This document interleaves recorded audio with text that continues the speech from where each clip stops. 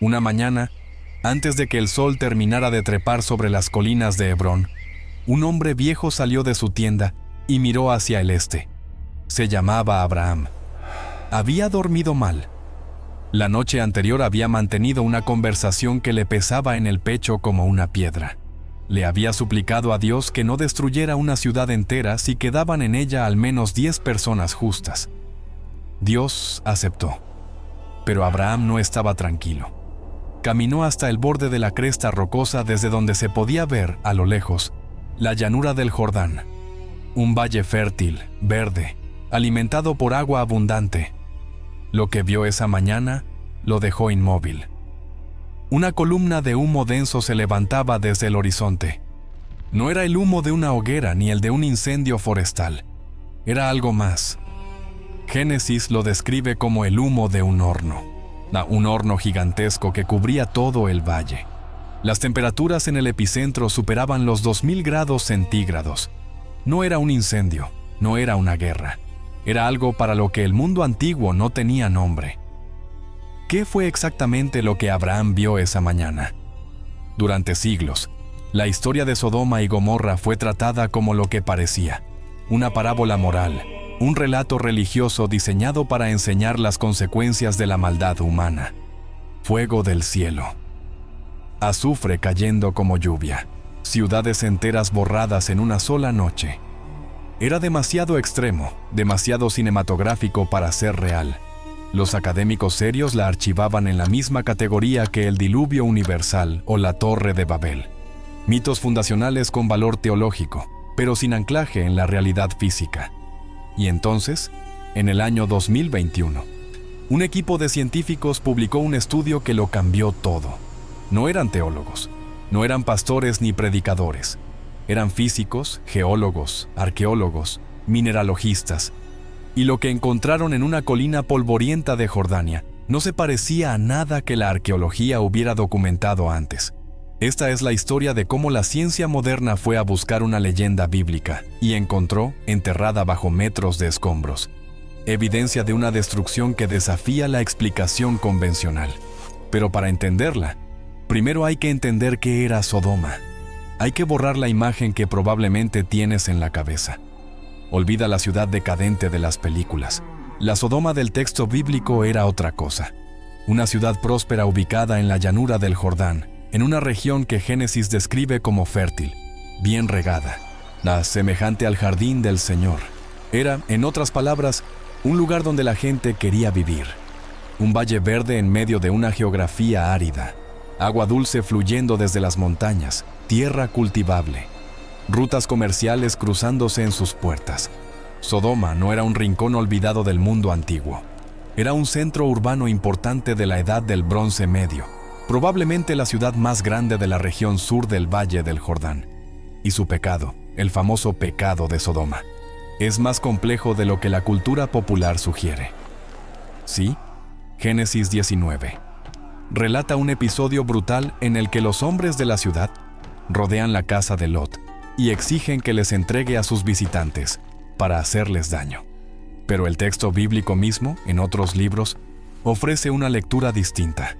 El profeta Ezequiel, siglos después, escribió algo que la mayoría de la gente nunca ha escuchado.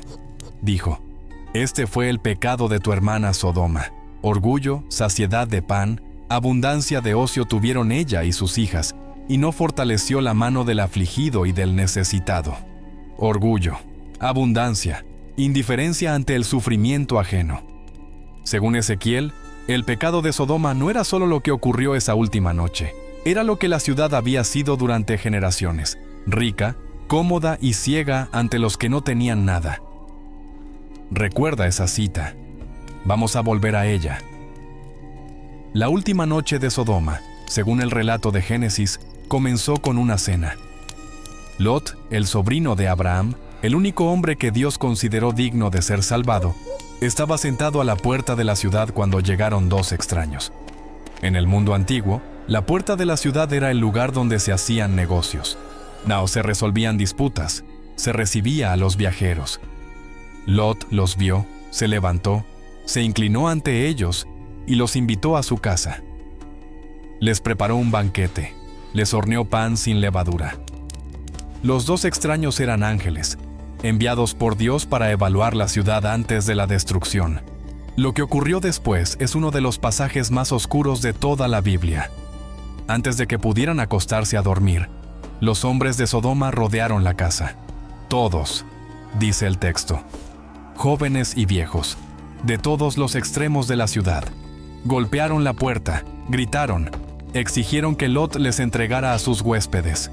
La escena es de una violencia contenida que se siente a punto de estallar en cada línea. Lot salió, cerró la puerta detrás de él y les suplicó que no cometieran esa maldad. La multitud lo empujó, lo insultó, amenazó con hacerle daño. Entonces los ángeles actuaron. Extendieron la mano, arrastraron a Lot adentro de la casa y cegaron a la multitud. A todos. Una luz tan intensa que los dejó tanteando las paredes sin poder encontrar la puerta. Después vino la orden. Sal de aquí. Toma a tu esposa, toma a tus hijas y no mires atrás. Lot dudó. El texto dice que se demoró. Tuvo que ser tomado de la mano, literalmente arrastrado fuera de la ciudad por los ángeles. Su esposa caminaba detrás de él. Sus hijas iban adelante. Y entonces, cuando el sol salía sobre la llanura, comenzó. Génesis dice que Dios hizo llover sobre Sodoma y Gomorra azufre y fuego desde los cielos, y destruyó aquellas ciudades, y toda la llanura, y todos los habitantes de las ciudades, y el fruto de la tierra. La esposa de Lot miró hacia atrás. Tal vez fue nostalgia, tal vez fue terror. Tal vez fue simplemente el instinto humano de voltear cuando algo terrible ocurre a tus espaldas. El texto no explica por qué lo hizo, solo dice lo que le pasó. Se convirtió en una columna de sal. Durante 3600 años. Eso fue todo lo que existió. Un relato, palabras en un pergamino. No había ruinas, no había evidencia, no había nada que un arqueólogo pudiera señalar con el dedo y decir, esto es lo que queda de Sodoma. Pero la pregunta nunca dejó de hacerse. ¿Existió realmente esa ciudad? Y si existió, ¿qué fue lo que la destruyó? A finales del siglo XX, alguien decidió ir a buscarla. No todos los que buscaron Sodoma la buscaron en el mismo lugar. Más al sur de donde el río Jordán desemboca en el Mar Muerto, junto a su costa oriental, no hay dos sitios que durante décadas fueron los candidatos principales, Bab-ed-Dra y Numeira. Ambos fueron excavados desde los años 60 y 70.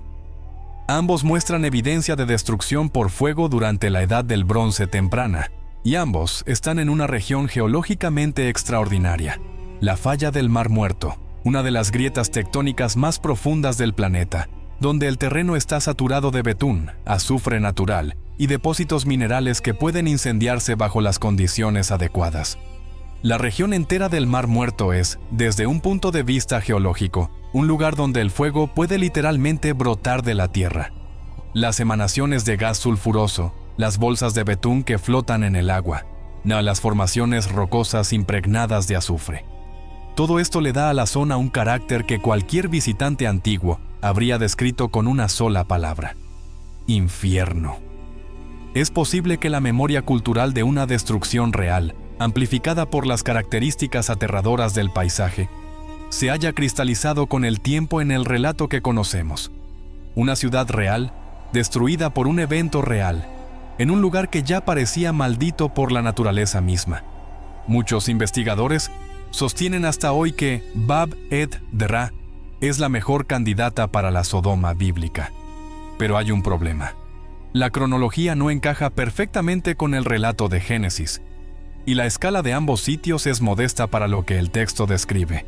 Y entonces llegó alguien que decidió buscar en otra dirección. Y ya lo que encontró en una colina de Jordania no resolvió el misterio de Sodoma, lo profundizó. Stephen Collins es arqueólogo y lleva más de 15 años excavando un sitio llamado Tal el-Hammam.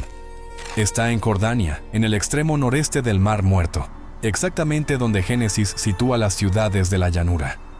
Cuando Collins empezó a excavar, muchos de sus colegas pensaron que estaba persiguiendo fantasmas. La arqueología bíblica tiene una reputación complicada. Demasiados exploradores del siglo XIX y XX fueron al Medio Oriente con la Biblia en una mano y una pala en la otra. decididos a probar que el texto sagrado era literalmente cierto. Muchos encontraron lo que querían encontrar, interpretaron lo que querían interpretar y retorcieron la evidencia hasta que encajara. Collins sabía esto. Sí, pero también sabía algo que sus críticos no podían negar. En Tal el-Hammam había una ciudad enorme. Collins argumenta que era la ciudad más grande de la Edad del Bronce, en el sur del Valle del Jordán, 10 veces mayor que Jerusalén en la misma época. No todos sus colegas aceptan esa afirmación, pero los propios estratos de la excavación revelan algo difícil de ignorar. Murallas masivas, palacios, un sistema de fortificaciones que sugería riqueza y poder político. Y esa ciudad había sido destruida, completamente destruida, de una manera que Collins nunca había visto. La primera señal fue la cerámica. Los fragmentos de vasijas encontrados en la capa de destrucción estaban cubiertos por una capa vidriosa en su superficie exterior. Algo los había calentado con tanta intensidad que la arena y los minerales de la arcilla se habían fundido, formando una película de vidrio. Los muros de ladrillos de barro, que tenían hasta 4 metros de ancho, habían desaparecido. No se habían derrumbado, no se habían erosionado, habían sido arrancados de sus cimientos. Solo quedaban las hiladas inferiores. Todo lo que estaba por encima se había volatilizado. Y después estaba el dato que heló la sangre a los investigadores: un vacío poblacional de 600 años. Después de la destrucción, nadie volvió a vivir en Tal el-Hammam durante 6 siglos. En una región fértil, junto a una fuente de agua, en una intersección de rutas comerciales, nadie construyó una sola casa durante 600 años. Eso no es normal. Las ciudades antiguas se reconstruyen y se levantan sobre las cenizas de la versión anterior. Troya fue destruida y reconstruida al menos 9 veces. Jericó, 10. Pero Tal el-Hammam quedó vacía, como si algo hubiera envenenado la tierra. En 2021, un equipo multidisciplinario de 21 científicos publicó sus hallazgos en la revista Scientific Reports del grupo Nature. Lo que encontraron no era lo que nadie esperaba. En la capa de destrucción, fechada alrededor de 1650 a.C., los investigadores documentaron materiales que solo se forman a temperaturas extremas. Cuarzo impactado. Una deformación microscópica en los cristales de cuarzo que solo ocurre bajo presiones y temperaturas colosales, como impactos de meteoritos o detonaciones nucleares. Encontraron diamonoides, partículas nanométricas de carbono con estructura de diamante. Encontraron esférulas de hierro y sílice fundidos. Encontraron fragmentos de cerámica con la superficie convertida en vidrio, mientras el interior seguía siendo arcilla normal. Eso solo ocurre con un pulso de calor extremadamente breve. La superficie se fundió en una fracción de segundo. El calor no tuvo tiempo de penetrar hacia adentro. La temperatura estimada superaba los 2000 grados centígrados. Para poner eso en perspectiva, la lava de un volcán alcanza entre 700 y 1200 grados.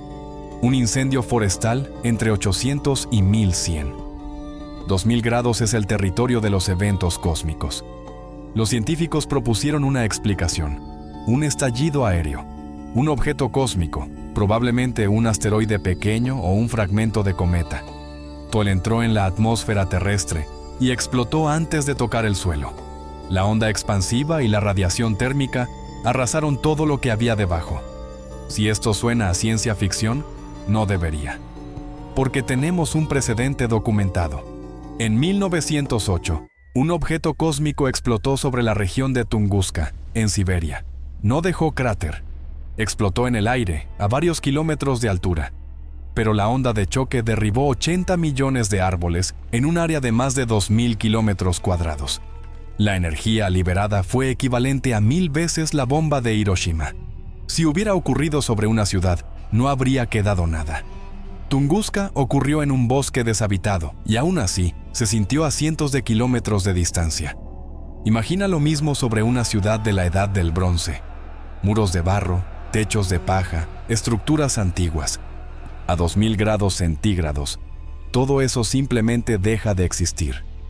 Pero el estudio de 2021 tenía otro hallazgo que conectaba con el relato bíblico de una manera casi perturbadora. Encontraron concentraciones extremadamente altas de sal en la capa de destrucción. Sal en el suelo, sal en los escombros, sal incrustada en todo. La hipótesis de los investigadores es que la onda expansiva del estallido aéreo impactó las aguas del Mar Muerto, que está a solo 11 kilómetros de Tal el Hammam. El impacto habría lanzado una lluvia de agua hipersalina sobre toda la llanura. El Mar Muerto tiene una salinidad 10 veces mayor que la del océano. Una columna de agua salada pulverizada, arrastrada por vientos de cientos de kilómetros por hora, habría depositado una capa tóxica de sal sobre cada centímetro de tierra cultivable. Nada podría crecer allí durante siglos. Eso explicaría el vacío de 600 años. No era solo que la ciudad había sido destruida, era que la tierra misma había sido envenenada. Y explicaría algo más: la esposa de Lot, convertida en columna de sal. Una mujer alcanzada por una nube de sal hipersalina, cubierta instantáneamente por una costra mineral. Para un testigo de la Edad del Bronce, para alguien que no tenía el vocabulario para describir un evento de deposición salina masiva, esa imagen se vería exactamente como una persona transformada en una columna de sal. Ahora, aquí es donde esta historia hace algo importante. Tenemos que ser honestos.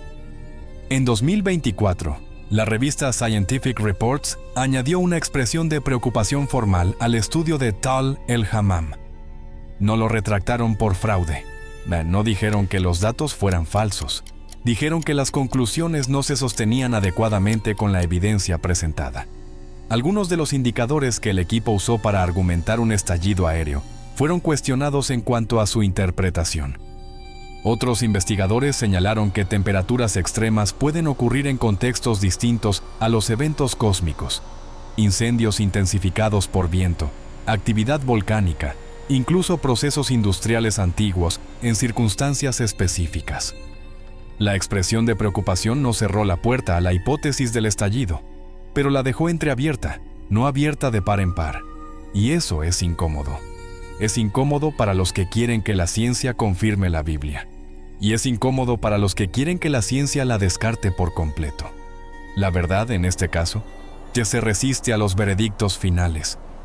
Hay algo que destruyó Tal el Hammam alrededor de 1650 a.C., algo violento, repentino e inusual, algo que dejó marcas térmicas que no se parecen a las de una guerra ni a las de un terremoto. Pero ¿qué fue exactamente ese algo? Hoy, la ciencia no puede decirlo con total certeza, y quizás eso es lo que hace que esta historia sea tan poderosa. No es un caso cerrado, es un misterio que sigue abierto. Pero hay algo más profundo aquí que la pregunta de si encontramos o no las ruinas correctas. Hay algo en la historia de Sodoma que trasciende la arqueología y la geología. Vuelve a la cita de Ezequiel. El pecado de Sodoma: orgullo, saciedad de pan, abundancia de ocio e indiferencia ante el necesitado. No fuego del cielo como castigo por un pecado puntual, ni a fuego del cielo como consecuencia de una sociedad que tuvo todo y no compartió nada. Una sociedad que se encerró detrás de sus murallas, acumuló su riqueza y trató a los extraños no como huéspedes, sino como amenazas. Esa es la lectura que el propio texto bíblico ofrece en boca de sus profetas. Y es una lectura que, honestamente, resulta mucho más incómoda que la versión simplificada. Porque la versión simplificada nos permite distanciarnos. Ese no era mi pecado, pensamos. Esa no es mi ciudad. Pero la versión de Ezequiel es un espejo: orgullo, abundancia, comodidad, indiferencia. Eso sí se parece a algo que conocemos.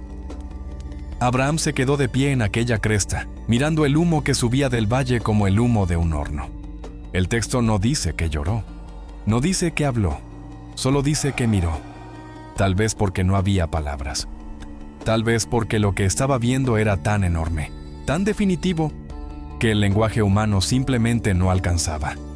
3600 años después, los científicos llegaron al mismo valle, excavaron la tierra, analizaron las cenizas, midieron las temperaturas, publicaron sus conclusiones, y luego tuvieron que enfrentar las dudas formales de la propia comunidad científica, porque al final, Sodoma sigue haciendo lo que siempre ha hecho: resistirse a la última palabra. Lo que sí sabemos es esto: hubo una ciudad. Fue grande, próspera y poderosa. Y un día, sin advertencia, dejó de existir. Algo cayó del cielo, algo quemó todo lo que tocó, algo envenenó la tierra por 600 años. Y alguien, en algún lugar, lo vio desde lejos. Y lo contó. Y esa historia se contó una y otra vez, de boca en boca, de generación en generación, mas hasta que alguien la escribió en un pergamino que eventualmente se convirtió en el libro más leído de la historia humana. Si fue la mano de Dios o la mano ciega del cosmos, eso depende de lo que tú decidas creer. Pero la destrucción fue real. Las cenizas son reales. El silencio de 600 años es real.